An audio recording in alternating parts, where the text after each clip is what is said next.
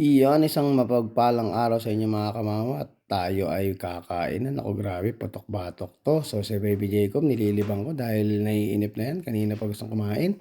Siyempre mga alaga natin, meron din yung mga 'yan. So napakaganda naman ng setup natin at siyempre napakasarap naman ng handa na luto ni Misis.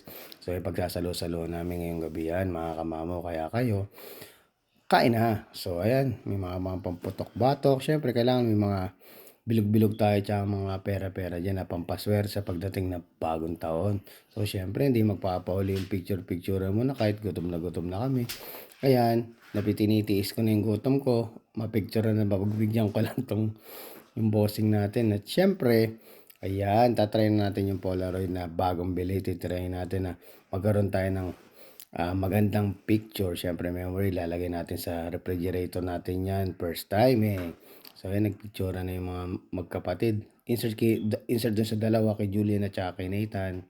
At siyempre nandiyan ang ating mga American Bullies, hindi mawawala ang paglalambing ng daddy niyan araw-araw. Love na love ko yung mga 'yan, eh. So wish you all the best.